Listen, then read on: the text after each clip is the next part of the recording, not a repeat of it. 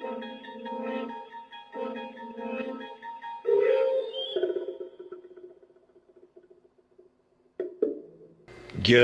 morning, diners, and a welcome to another edition of the Cooking Zone here on the Doomstead Diner.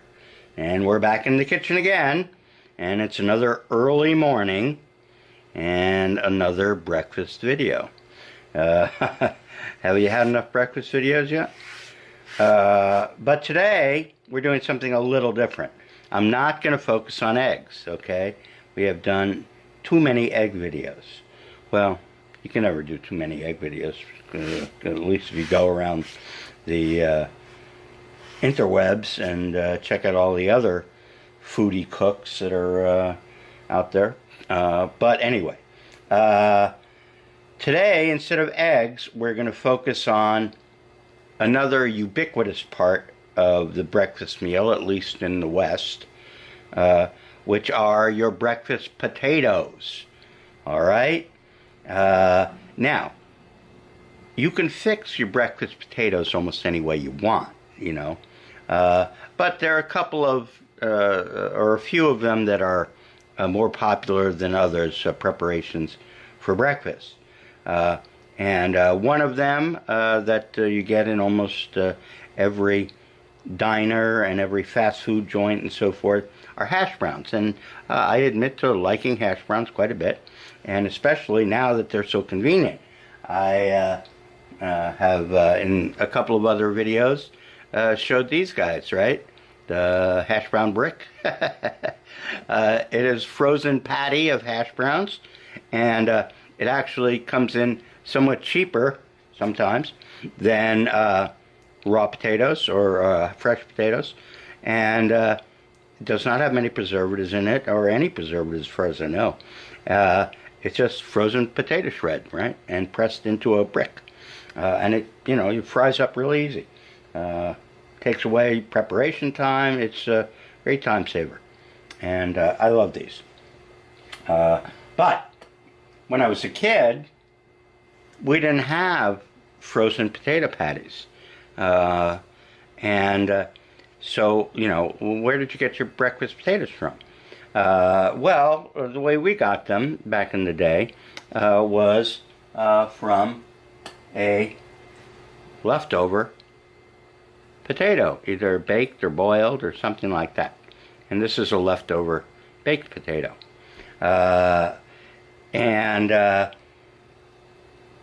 Basically what you do is you make something which we called at the time home fries. And for a long time I thought home fries and hash browns were the same thing, but they're not. Okay? Hash browns are shredded, home fries are chunks. Plus, home fries have an additional component, at least for me they did, which is chopped up onions. Okay?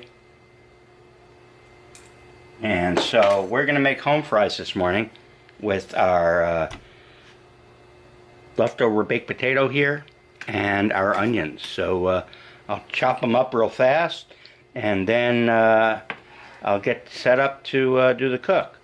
All right? Now you don't want your chunks too big or too small.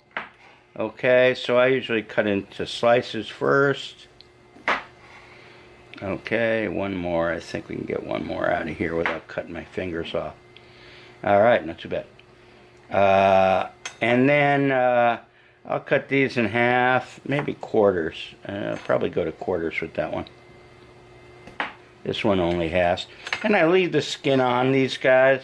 And even when I boil potatoes, I leave the skin on. I don't bother peeling them.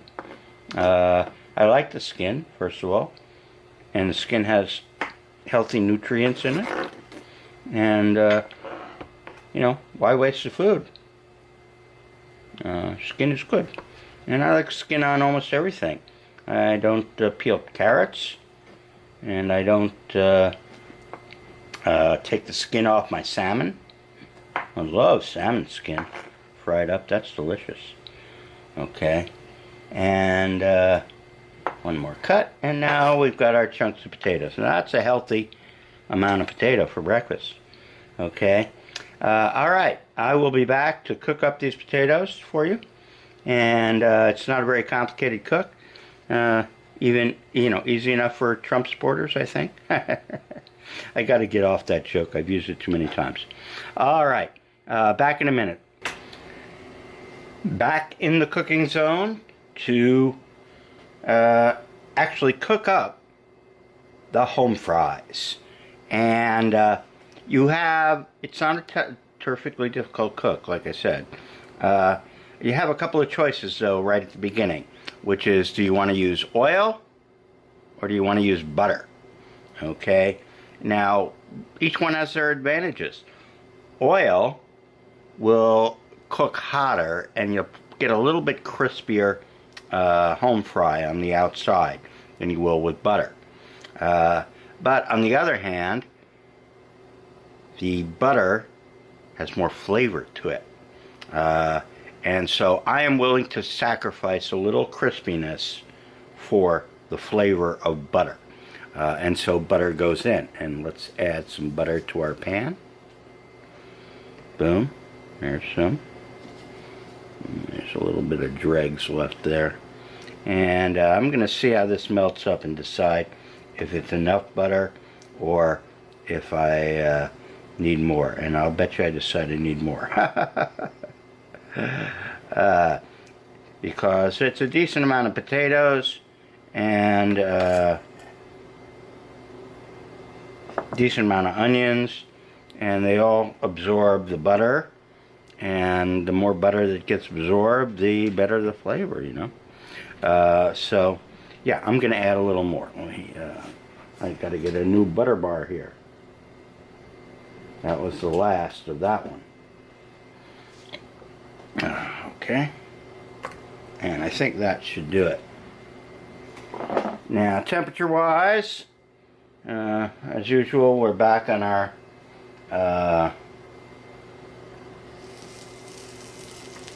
electric hot plate bug out apparatus, and so temperature is always a problematic thing, but you don't want it too hot. Okay, you're not trying to sear it or anything like that. You don't want your onions to brown up too fast, because the potatoes take a little while to cook. And so let's dump in some potatoes. Ouch, I got splashed. And let's dump in some onions. Oh, hell with it, just go with all of them, John. There you go.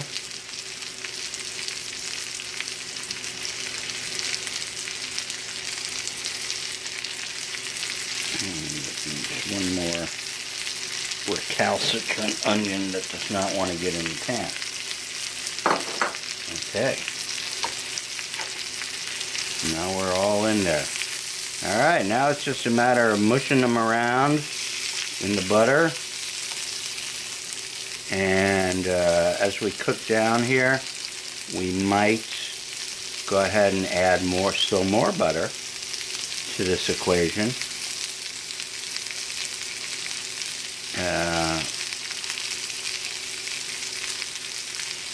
As things move along, and I won't subject you to the entire cook of these guys. What we're basically going to look for is for the onions to get translucent and a little browned, and for the potatoes to get brown and golden with a kind of a nice skin on them. And so there's a little bit of a pop when you bite into one. And it's nice and creamy on the inside, and like I said, a little skin on the outside. Alright, we will be back. Well, we may not be back for this one. I think I may just plate it up and take a picture of it and let you know that You know, breakfast potatoes, good ones, are an important part of a hearty breakfast, at least as far as I'm concerned. Although you can get your calories for the day from fats, and there are a lot of fats in this with the butter. The carbos are good too. Okay, they're a good source of very quick energy, which can be important in the morning when you go out hunting for your caribou or whatever your meat is going to be once the shit hit the fan day comes. And these potatoes are a great food for collapse also, because they're one of the carbos that you can grow in a small garden using a potato tower. Maybe in the, see how they're browning up now? The potatoes? I may include in the blog to go along with this little treatise on potato towers, which I wish I could put in my backyard, but I just don't have enough light. I'm trying to think of a workaround for that. At any rate, all right. I hope you enjoyed this lesson in potato preparation. And we're getting a little hot here now. Time to move this thing down. And enjoy your breakfast potatoes, whatever your choice is, or other carbo. Rice is very good. I think I did rice in a recent breakfast video, or maybe I was planning to do it. I don't know. But lots of good carbos available for breakfast. And that's all we'll do. This time until next time, here from the cooking zone of the Doomstead Diner. And don't forget, join us inside the diner